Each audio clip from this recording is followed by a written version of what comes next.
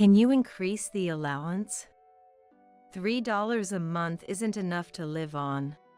When I answered the call from my son, who lives alone and is a college student, he said something I hadn't anticipated at all. What? $3 a month? My voice flipped in surprise. What on earth was going on? I was certain I had been depositing $1,000 into my son's account every month. As I was confused, my son added more shocking news. I didn't want to tell you this since you got laid off, Mom, but it's really tough living on just $3 a month. What? Laid off? I work hard as a nurse, and even now, I'm just off a night shift. I haven't been laid off. To grasp the situation, I hurried to my son's apartment. Ringing the entrance doorbell, my son greeted me, but he looked thin and pale. He seemed to be cutting back significantly, not even using the heater in this cold. To save on electricity, I've been getting by with just a blanket. I've been desperately working part-time jobs, but with university studies and being busy every day. I thought I reached my limit and called you, Mom. When he showed me his bank book, indeed, only $3 had been deposited every month. I'm sorry for everything up to now. But I definitely transferred $1,000. How could this happen? For now, I'll go withdraw some money from the nearby ATM, I said. I quickly withdrew money from the ATM nearby and handed it to my son. Is it okay to give me so much? Thank you, Mom. I didn't want to worry you, so I always acted cheerful whenever you called. But I'm glad I told you the truth today. My heart ached for my son's bravery. It made no sense for something like this to happen. Could it be? I harbored a suspicion and told my son, I'll bring the money in person from next month until we figure out the cause. After I started handing the allowance to my son in person, my husband confronted me with a demonic expression. Hey! Today's the day for the son's allowance, isn't it? Haven't you been slacking off? My name is Vivian. After graduating from nursing school and starting to work as a nurse, which was my dream, I had been living a busy life. I had no luck with love and never really had a boyfriend, but I wasn't too bothered about it. I was hoping for a nice encounter someday, to date someone wonderful, taking things easy. However, it seems my parents were worried about me. Vivian, there's a son of someone I know who would be perfect for you. Want to meet him? Suddenly being told this by my dad was surprising. What? What's this all of a sudden? Is this some kind of setup? No. It's nothing as formal as a setup. Just going out for a meal together, the four of us. Persuaded by my dad, I ended up going to the meal. Nice to meet you. My name's Davin. The son of my father's acquaintance, Davin, was 3 years older than me and worked as a civil servant. He seemed serious, but his eyes would narrow into slits when he laughed, giving off a gentle vibe. Attracted to that vibe, I immediately took a liking to Davin. Davin seemed to like me as well, and we started going out for meals, just the two of us, eventually leading to dating. We got married about 2 years after we started dating and bought our first home at the same time. Me, who had never had a boyfriend for so long, things progressed smoothly after meeting Davin, surprising my father. He was more than surprised, he was delighted, and at the wedding, he was moved to tears. Blessed by many, we started a happy married life, living blissfully without any issues. Soon, we discovered a new life growing inside me, and I took maternity leave followed by parental leave. I gave birth to a healthy boy, our precious son, Armin, and grew healthily. Davin actively participated in childcare, helping with household chores even when he was tired from work. I was always grateful to him. Davin, thank you for always helping with the chores. It really helps. What are you talking about? It's natural, we're a couple after all. I truly adored Davin, showing his soft smile that I love so much as he said those words. When Armin was 1 year old, I returned to work and resumed my career as a nurse. Davin and I cooperated with dropping off and picking up from daycare, and we were able to support each other through daily life. As time passed, Armin became a high school senior. I turned 47 and Davin reached 50. Armin, I made some sandwiches for a late-night snack, if you'd like. I always brought a snack to Armin's room. Thanks. Sandwiches tonight, huh? That's great. Looking forward to your snacks keeps me motivated to study at night. Armin stopped his studies and thanked me with a full smile. I thought to myself how well-mannered he had grown up to be. Armin was preparing for his exams, aiming for a university in New York. If he got accepted, he would start living alone from fall, leaving this house. It would be lonely, but since it was Armin's chosen path, I decided to support him. And then came the exam day. Well then, I'm off, Mom and Dad. Putting on his shoes at the entrance, Armin, looking a bit nervous, energetically said goodbye. Do your best. You'll be fine, Armin. Take your time and read the questions carefully. Good luck. Encouraged by me and Davin, Armin nodded strongly and left for the venue. Armin successfully got accepted into his desired university.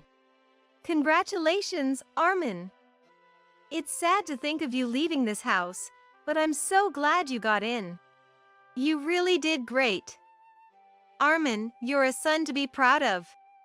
Davin and I prepared a feast to celebrate his university acceptance, and Armin looked really happy. Thanks. It's all thanks to the two of you supporting me.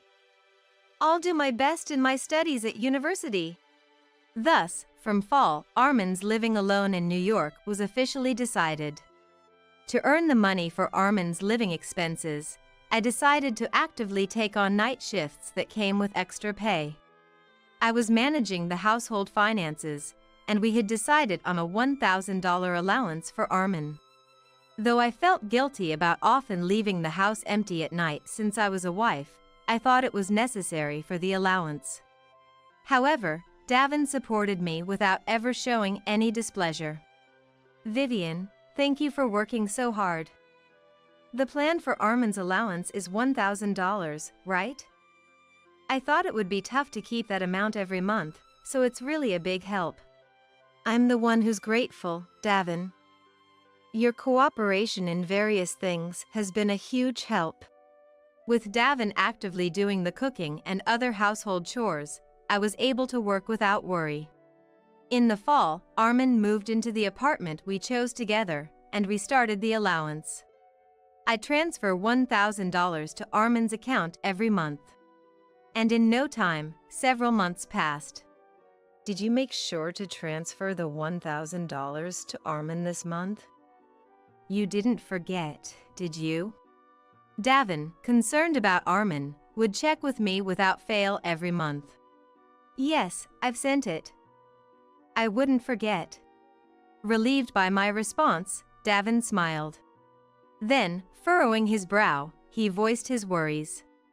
I wonder if Armin is managing to live on his own okay. If he's keeping up with his classes. I hope he hasn't gotten involved with any strange friends at university. It's okay.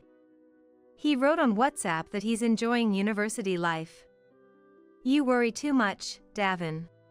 Watching Davin worry so much about Armin, I found it endearing.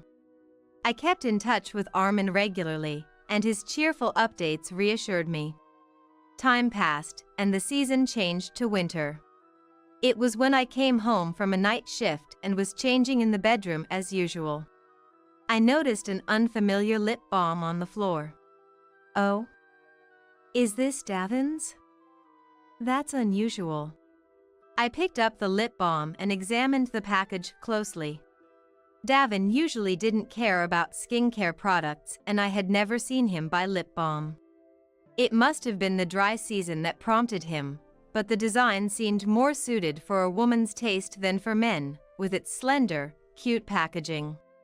The cap was even decorated with glitter, and the product name was printed in pink letters. Feeling a bit curious, I put the lip balm in my pocket. That night, after Davin returned from work, I decided to ask him about the lip balm. "Hey Davin, is this lip balm yours?" When I asked, Davin showed a momentary look of surprise but quickly smiled and took the lip balm from me. Haha, yeah, that's my lip balm. I've been looking for it. Where did you find it? In the bedroom. When I answered, Davin's eyes swam a bit. What's wrong? You seem a bit off. What? No, haha. I was just embarrassed that buying lip balm as a man got discovered. Men don't buy lip balm, right? Davin responded while scratching his head. What are you talking about? It's not embarrassing at all. Plenty of men buy lip balm. But the packaging does look a bit feminine, so maybe choose something more simple next time. Oh, right. I will. I just panicked and didn't look closely when I bought it. I realized later that I picked up something a bit girly. Anyway, how about we watch a movie tonight? Remember, the movie Vivian wanted to see has just started streaming? Though I felt a bit odd about Davin's attempt to change the subject, I had forgotten all about it once we started watching the movie. About a month had passed since then. As I was about to head home after finishing a night shift, I received a call from Armin. Hello, Armin? It's been a while. What's up? I greeted him cheerfully, but Armin responded with a weak voice. It's been a while. Sorry, I haven't been able to answer your calls lately. Indeed, recently, it had been hard to get through to Armin on the phone. Though I was worried, he always responded later on WhatsApp, so I wasn't overly concerned. It's okay. But you sound a bit down. What's wrong? The words that came back from Armin were unbelievable. Can you increase the allowance? $3 a month isn't enough to live on. What? $3 a month? My voice flipped in surprise. What did he mean by $3 a month? I was certainly sending $1,000 every month. I didn't want to tell you this since you got laid off, Mom, but living on just $3 a month is really tough. What? Laid off? Who was laid off? I had just finished a night shift. I couldn't make sense of the situation, confused. But it seemed Armin was just as puzzled, his bewilderment coming through the phone. Wait, Mom, you were laid off, right? So the allowance went from $1,000 to $3? What? What are you talking about? I'm heading to your apartment right now. Okay, I'll wait. I hung up the phone and tried to rush to the station, but my legs wouldn't move properly due to the shock. My heart was pounding, and I tried to calm myself down with deep breaths. Then, slapping my cheeks with both hands to psych myself up, I started walking to the station. Taking the bus and arriving at Armin's nearest station. I called him again to say I'd be there soon. When I rang the doorbell at Armin's apartment entrance, he soon peeked out. Welcome, Mom. Armin looked thin and pale, as if he might collapse at any moment. Armin. Seeing him like this, my heart ached, and I felt tears welling up. Inside, the heater wasn't on despite the cold. You haven't turned on the heater. You'll catch a cold, let's turn it on. No, we can't. It costs too much. I'm getting by with just a blanket. Armin shivered as he spoke, and I quietly told him. Listen, Armin, I've been sending you $1,000 every month since fall. And I haven't been laid off. What? But only $3 has been deposited each month. I'm not lying. That's why I called you, Mom. I've been desperately working part-time, but with university studies and being busy every day, I thought I reached my limit and called you. I didn't think Armin was lying. He's not the kind to make up such things. And seeing how thin he's gotten and his living conditions without even the heater on, it must be true that only $3 has been deposited. I'm not doubting you, but we need to figure out what's going on. Can you show me your bank book? Okay, wait a moment. Armin retrieved his neatly kept bank book from a shelf in the corner of his tidy room and showed it to me. Indeed, just as Armin had said, only $3 had been deposited each month. I'm sorry, Armin, but I definitely transferred $1,000. What could have happened? For now, I'm going to withdraw some money from a nearby ATM. Saying that, I immediately withdrew a substantial amount of money from the ATM and returned to Armin's apartment. Armin, please take this money for now. Until we figure out why this happened, I'll bring you the money in person from next month. Is it really okay to give me so much? Thank you, Mom. I didn't want to worry you, so I've always pretended to be cheerful when you contacted me. But I'm glad I told you the truth today. Armin smiled with his thin face, and my heart ached at his bravery. It's unthinkable for something like this to happen. Could it be? But for now, more than anything, I'm worried about Armin's health. Thank you for calling, Armin. Make sure to use the heater properly from now on. And I'm going to the supermarket now. I'll make you lots of your favorite hamburgers and curry. Really? Armin's eyes sparkled. Then I went to the supermarket, bought ingredients, returned to the apartment, and cooked a lot of food. Armin ate, saying how delicious it was. I also froze what could be saved, so he wouldn't have to worry about food for a while. All right, I'll come to give you your allowance again next month. Saying that, I left Armin's apartment. The weekend, a month later. When Davin came home from work, he confronted me with a demonic expression without even saying hello. Hey! Today is the day for Armin's allowance, right? Haven't you been slacking off? What? I just handed the allowance to Armin directly today. Is there a problem? What's with the sudden outburst? When I responded, Davin looked confused. And? Then, that's fine. He said and went to change clothes in the bedroom. After changing into his loungewear and coming back to the living room, I immediately questioned him. Why did you think the allowance hadn't been sent yet? Well, that's because it's payday and the day to send Armin's allowance, but Vivian didn't report it. So I was just a little concerned. Let's end this conversation. Davin, angry and trying to quickly end the conversation, was definitely acting strangely. Then I have another question. What now? Davin raised his voice in annoyance. Remember the lip balm found in the bedroom? You said you bought it, but was it actually from someone you're having an affair with? No! That's not it at all! Davin immediately denied loudly. Continuing. That lip balm is mine! I bought it! Don't make me repeat the same thing! You're acting strange today! He said, yelling. You're the strange one, not me. You're usually calm, but you're acting weird today. I countered, and Davin raised his voice in denial. I'm not strange.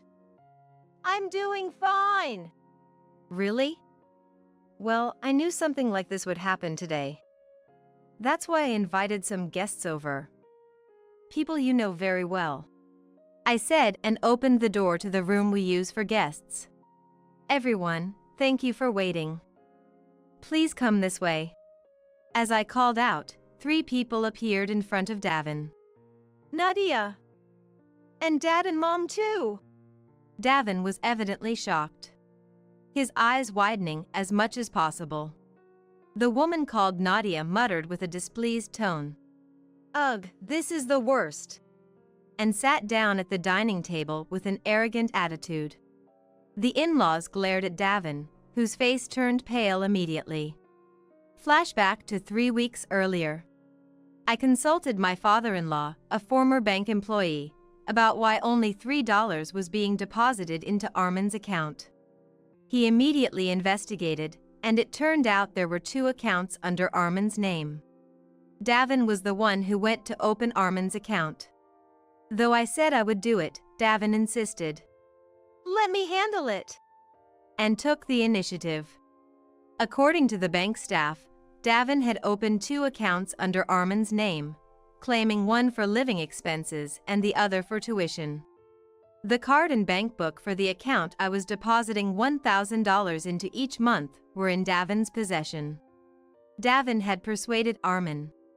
"I'll manage one of the accounts for you, so I'll keep the card and bank book," he said, somewhat forcibly taking the card and bank book.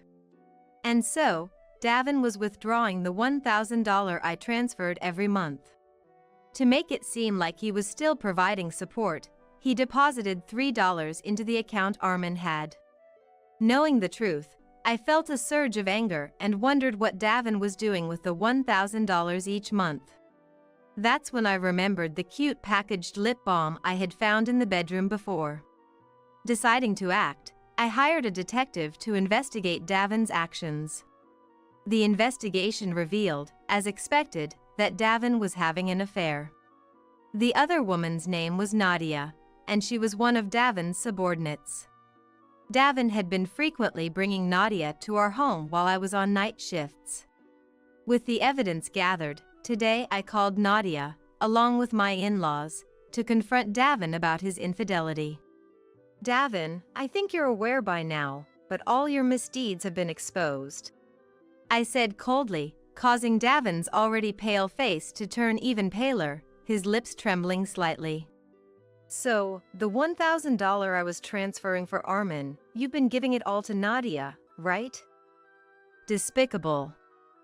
"According to the detective's investigation, you've been buying expensive necklaces from brand stores for Nadia.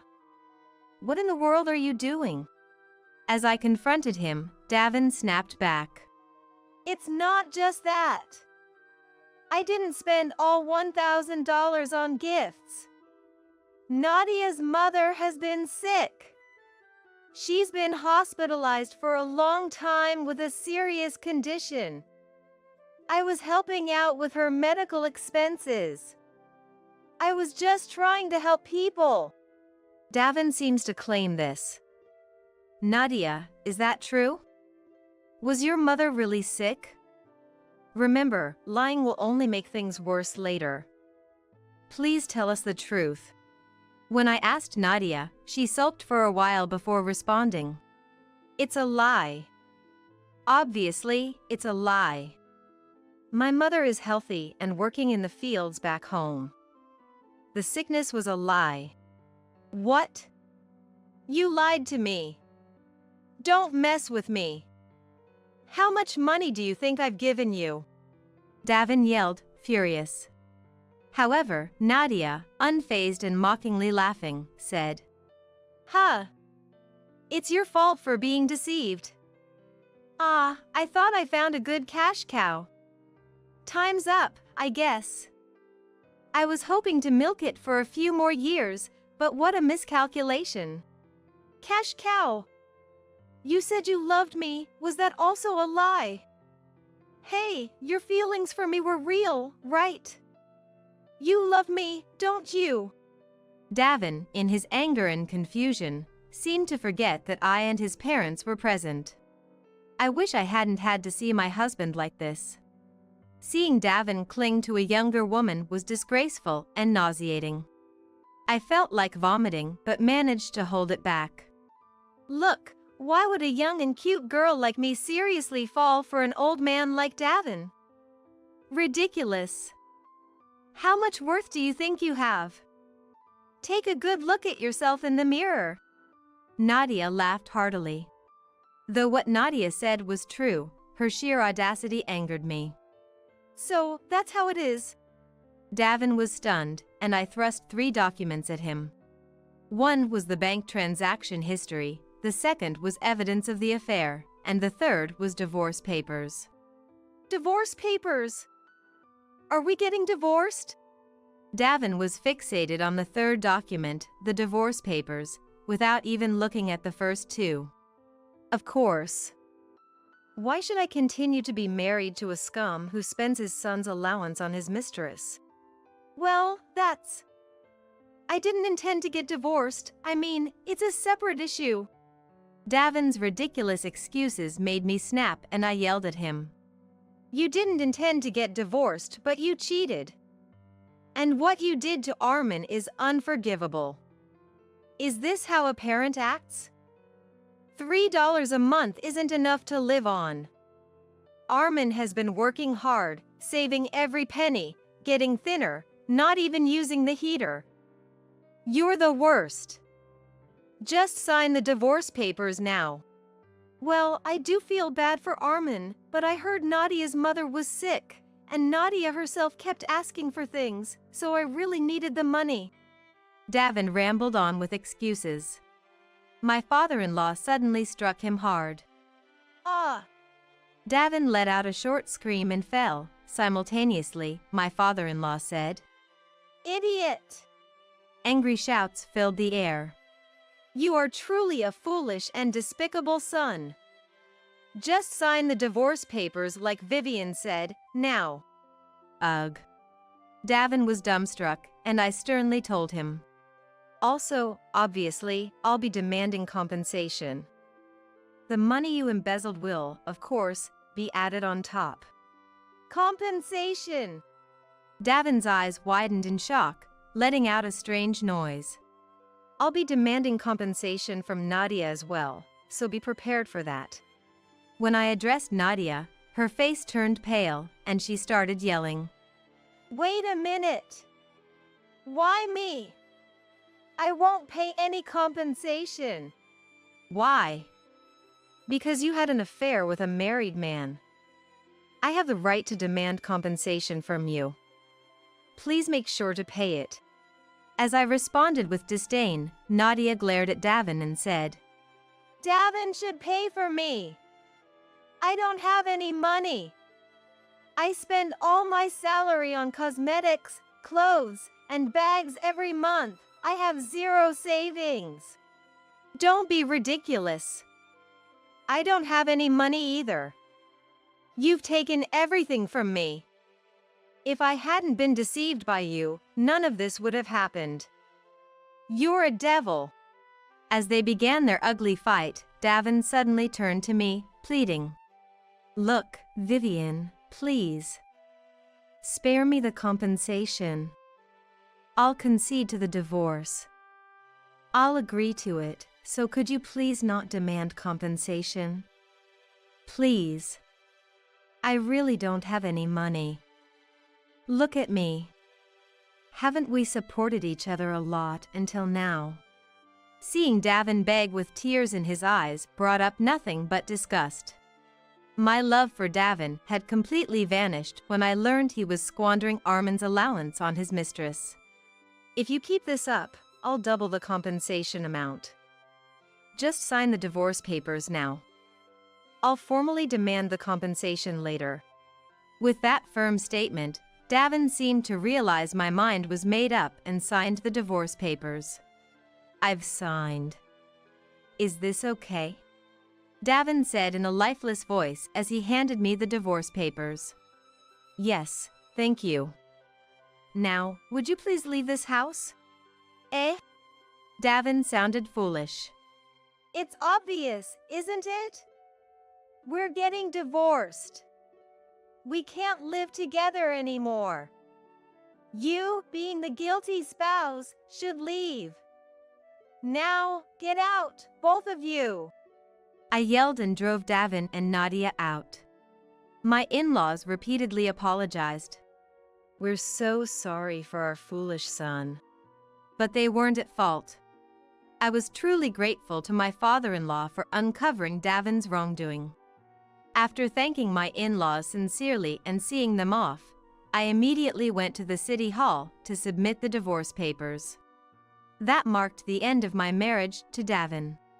Later, I hired a lawyer and demanded compensation from Davin and Nadia. Despite being public servants, they had been openly dating, and there had been rumors of their affair for a while. The compensation demand put a mental strain on them, leading to repeated mistakes at work. They were moved to a department with less responsibility, faced with disdain due to the rumors of their affair, and Nadia ended up resigning voluntarily. Davin was disowned by his parents and led a difficult life in a cheap apartment while paying me compensation. Nadia had her parents pay off the compensation, but as a result, was called back to her rural home. She ended up helping with farm work under her parents' strict supervision. I received a call from Nadia's parents apologizing earnestly and learned of her current situation. They assured me they'd keep a close eye on Nadia to prevent any more wrongdoing. Eventually, I sold my home and moved closer to Armin's apartment. We often meet and update each other on our lives. I informed Armin of the divorce the day it happened. Davin had lied to Armin, claiming I was fired and could only send $3 a month. Armin was shocked to learn the truth from me. That can't be. Was it a mistake? Dad was always so kind. Hearing Armin's tremulous voice pained me. Indeed, Davin had been a kind husband and father. But everything changed once he started the affair. Thinking back to our happy family life hurts, but I can't dwell on the past. I must move forward. Armin gradually recovered from the shock and eventually regained his cheerful demeanor. Time passed, and Armin graduated from university. He secured a job at a renowned company, marking the end of my parenting duties. I continue to work hard as a nurse and will keep doing so as long as my health allows. My in-laws, who sent their congratulations for Armin's graduation, and I maintain a good relationship, leading a fulfilling life both personally and professionally.